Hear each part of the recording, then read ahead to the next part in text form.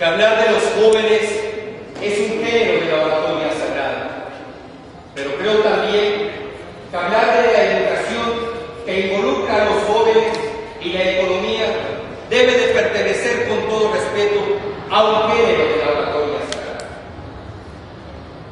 Con la venia del jurado calificado, compañeros participantes, público que me escucha, presidente.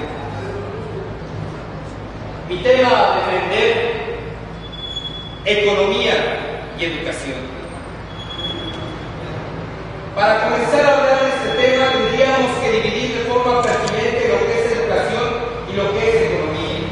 Sin embargo, viéndolo desde una vertiente de política pública, debemos de entender que para toda política pública son necesarios los recursos. Y debemos de conseguir, por otro lado, quién es el eje rector en nuestro país acerca de la educación. En la Constitución de 1917 se conjugaron las aspiraciones, se consumaron las reivindicaciones, pero también los anhelos en un artículo tercero constitucional donde se rectificaba la educación libre y gratuita que sería otorgada por el Estado.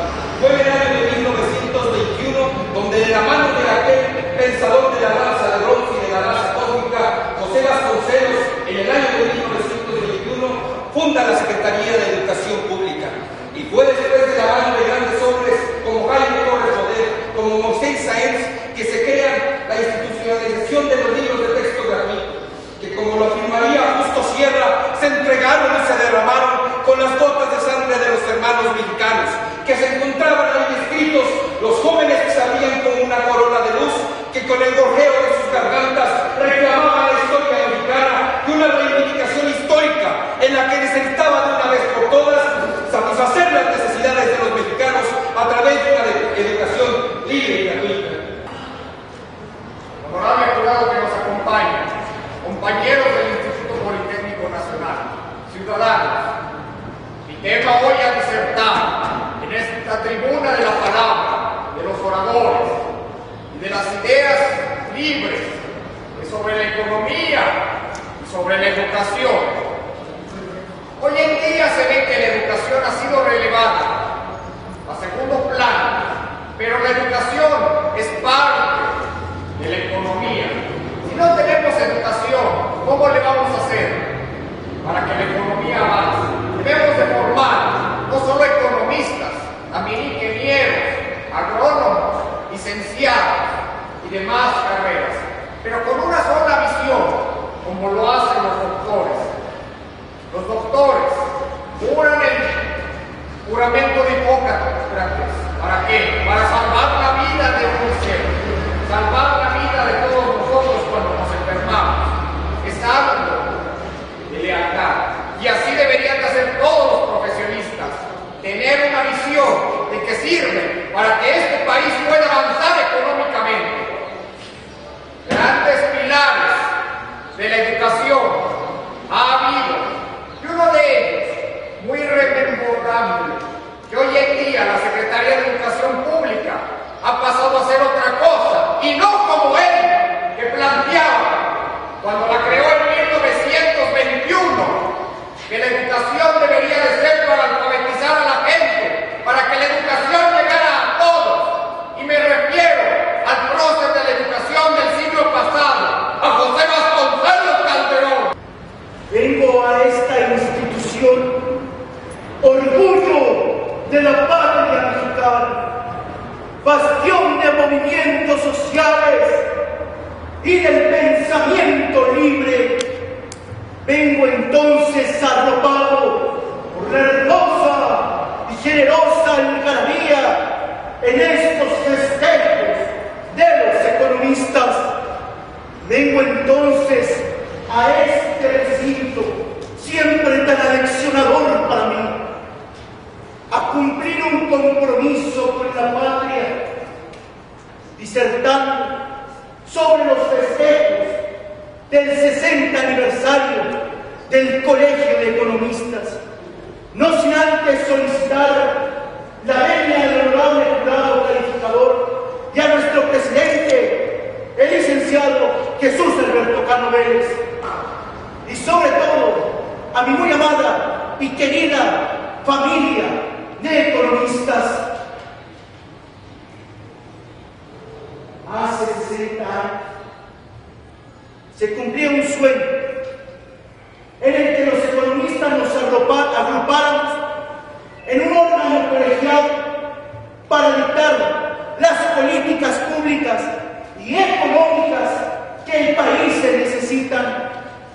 Y en ese momento, este órgano colegiado daba vida a la vida económica y política del país. En ese momento, cuando se nos tomaba en cuenta a los economistas de México, era indispensablemente, señoras y señores, las políticas que se dictaban con los egresados, con este órgano colegiado, para un desarrollo real. Y veamos en las cifras, y es el tiempo de un desarrollo estabilizador. Los 60 años que lleva el Colegio de Economistas le ha tocado vivir varias transformaciones en el país. Le ha vivido diferentes cambios de políticas públicas, le ha vivido tocar diferentes cambios presidenciales, le ha tocado la transición presidencial. Sin embargo, vemos que han sido relegados algunas veces o muchas veces de sus tareas. El Colegio de Economistas, a través, como es una federación, hace y fundamenta la unión inherente entre economistas que sin lugar a dudas son los que ofrecerán nuevas políticas públicas al país. No podemos seguir permitiendo que agentes externos de otras ciencias sociales que muchas veces no se especializan en temas económicos sean los que toman las decisiones en políticas públicas.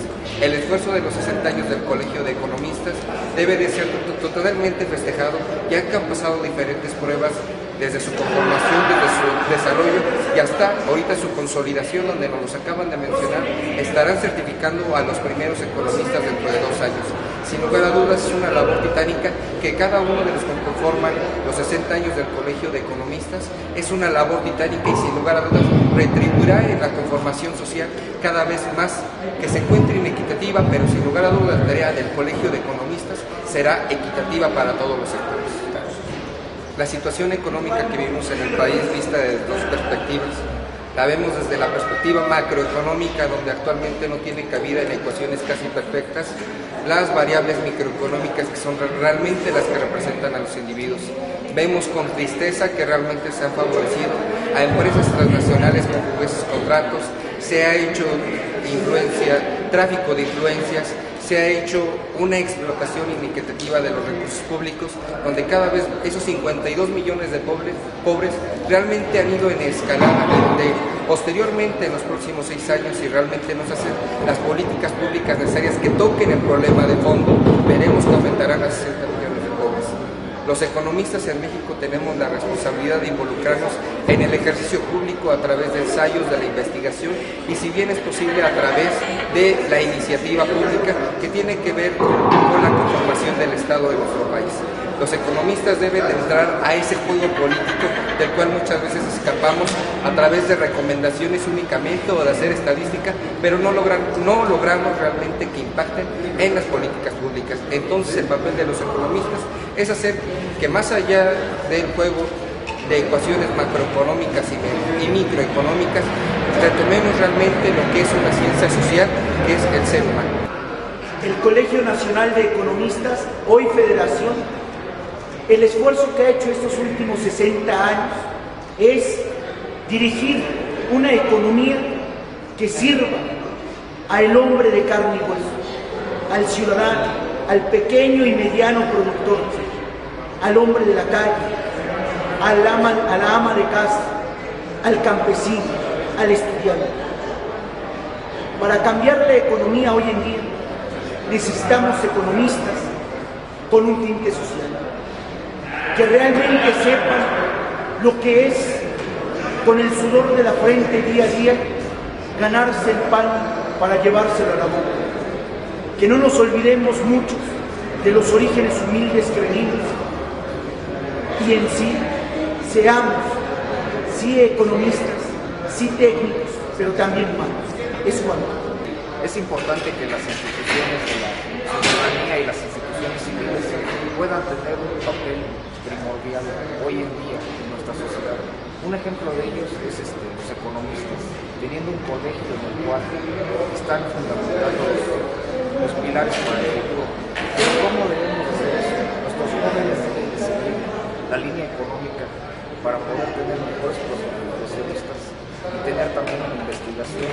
México hoy en día está basado para eso. Necesitamos que los jóvenes que hoy en día es el futuro, pero que actualmente se presentan, vayan adelante. La sociedad sí queremos cambiar las cosas.